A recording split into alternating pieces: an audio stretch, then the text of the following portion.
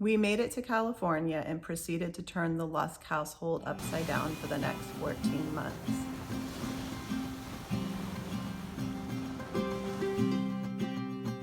We unpacked, settled in, and ran for the waves. We made the 15-minute drive to the ocean every chance we could.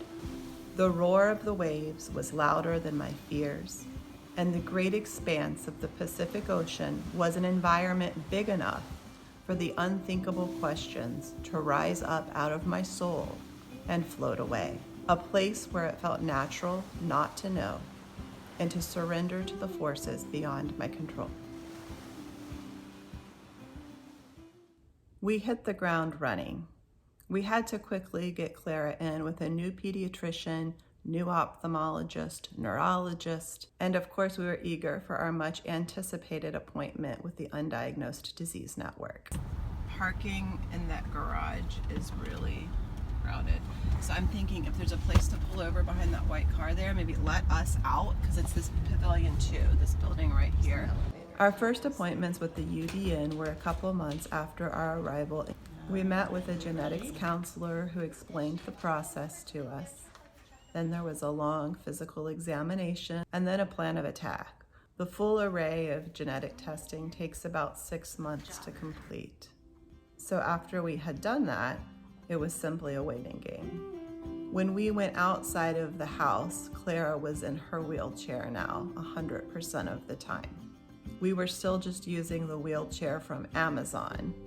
We had no idea what type of wheelchair she would need, and we knew the wheelchair she would need would be in the $5,000 to $10,000 range, and that Medicaid would pay for it, but we would have to go through the process of getting it, and those things do take some time. Because we were living with my in-laws, Aaron was able to take the majority of that time off of work. So we were able to have a lot of fun family memories during this short time. I know I talk a lot about Clara, and it doesn't seem like I mention Anna very much.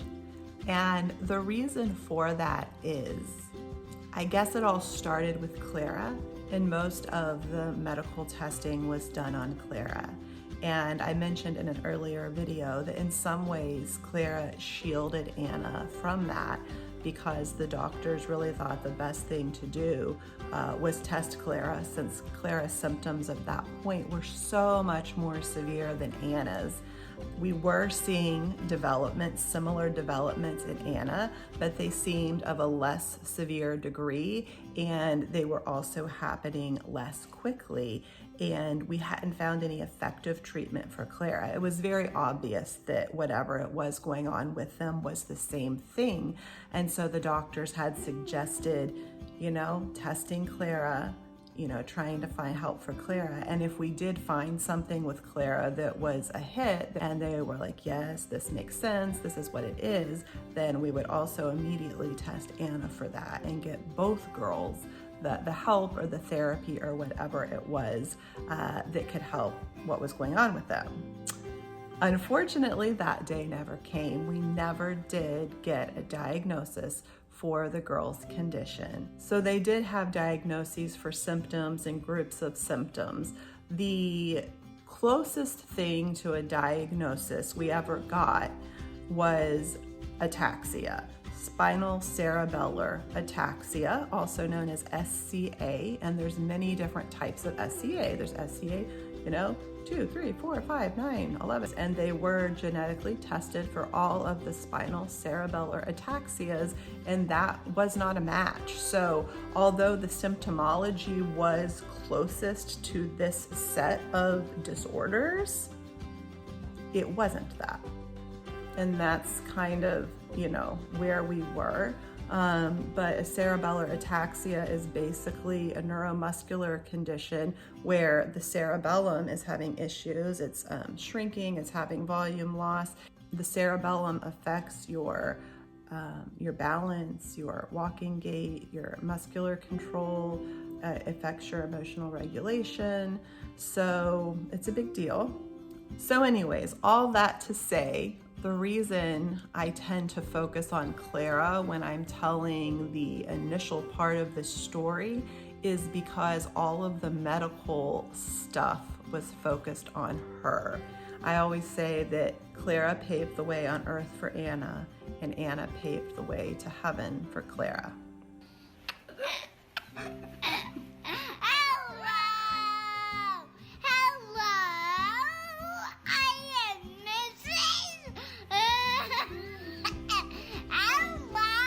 So that is why when I tell these beginning parts of the story, it seems to be all focused on Clara, because Anna is under this little protective umbrella. However, there's still that like, ugh, in your heart where you see those little things, or both girls were really, really short and tiny for their age. They were a full head and shoulders shorter than any of their peers. And so Anna did have that. She was just much smaller than other kids her age. And she had the cataracts already, as you know. And she did have some of these little speech things. And so we felt it for sure. I think we tried to suppress it because the thought of both of them being so compromised was unbearable.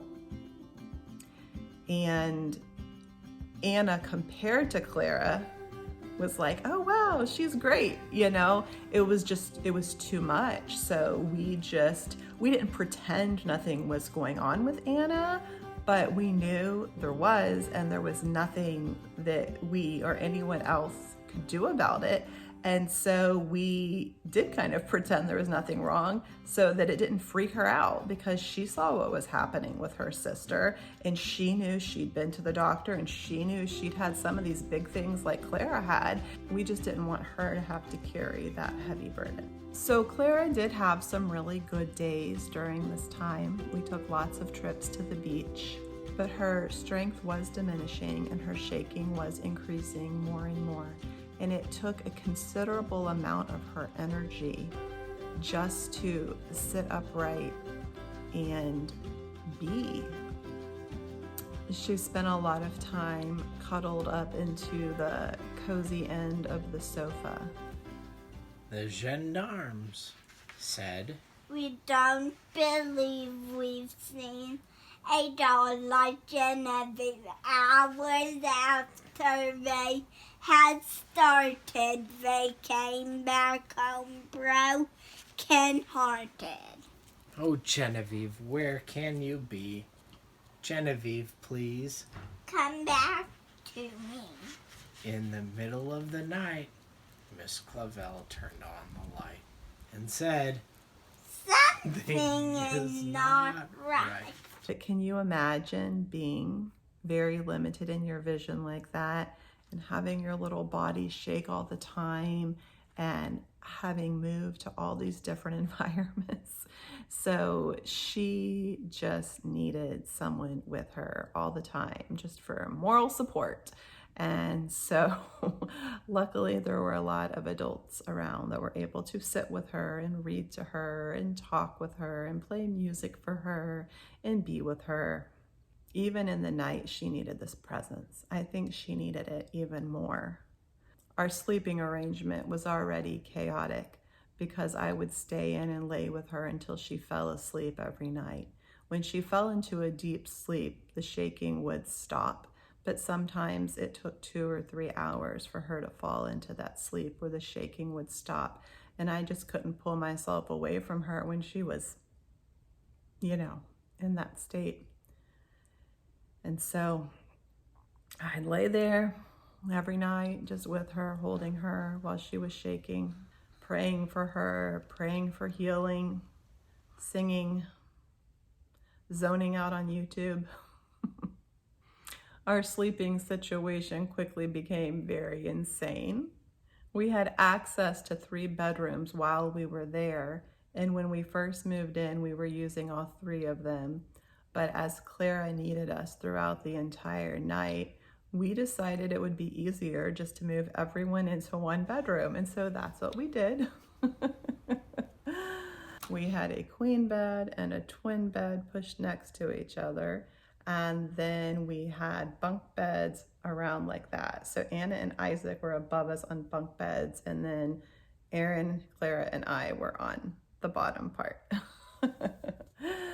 Oh my.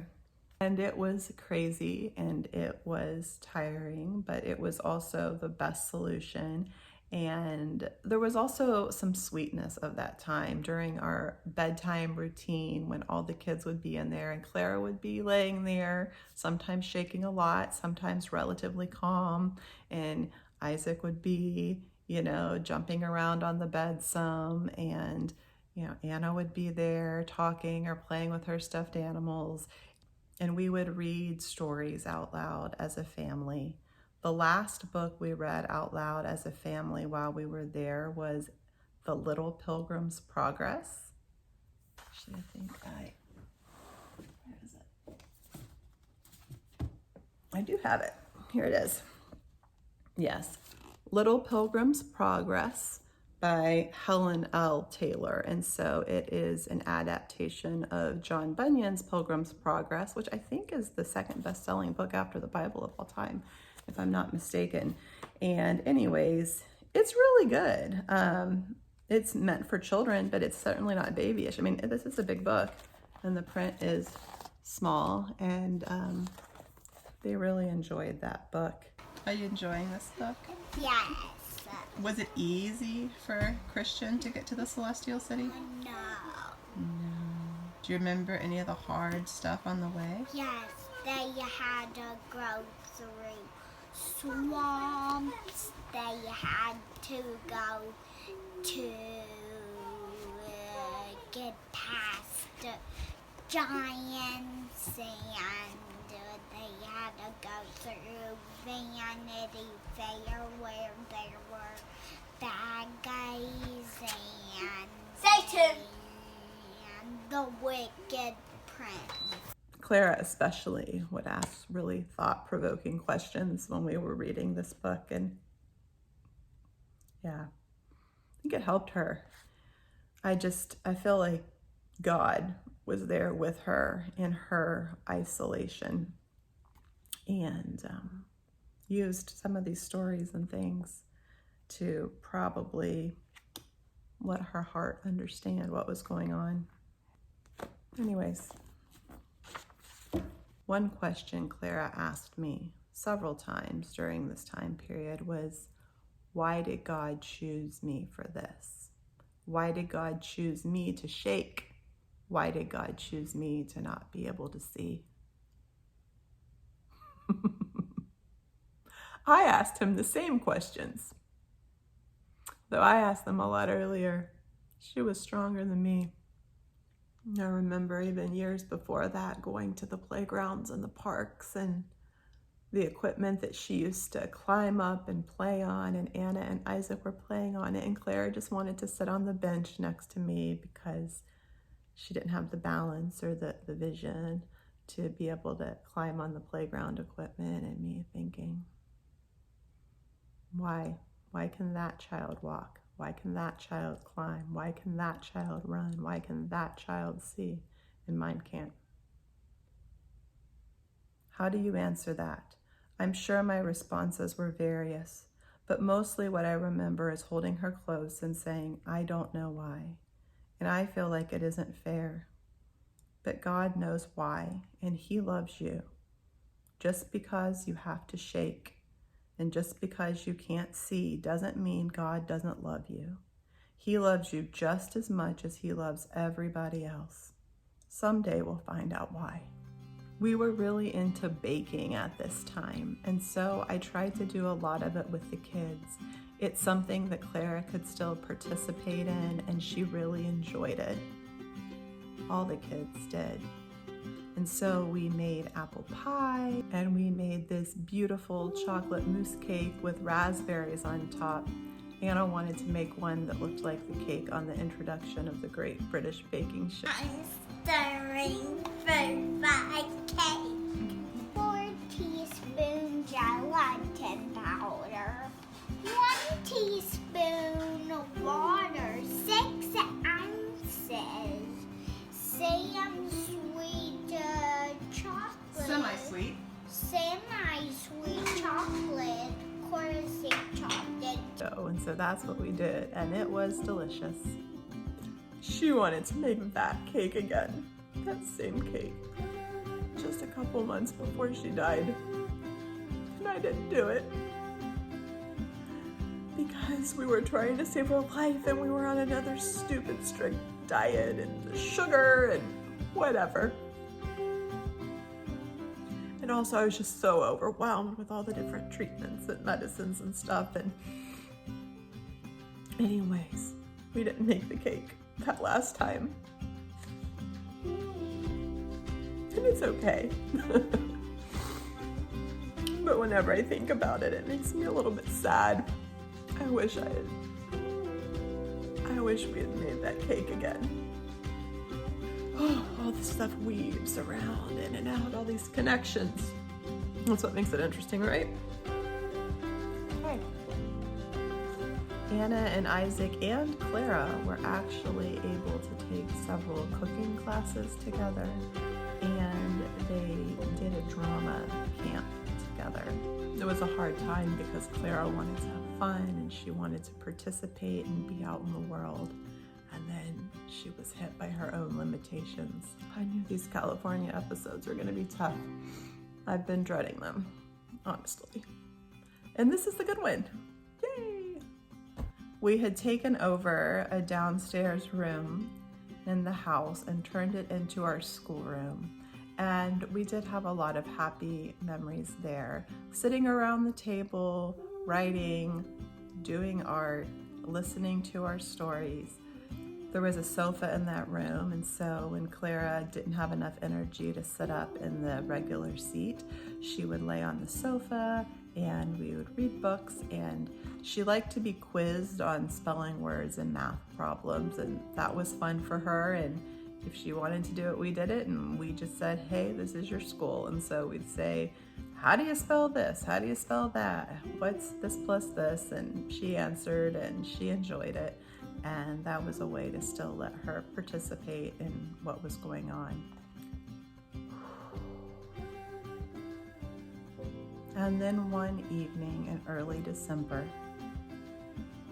after a day in this very room, Clara's shaking got really out of control.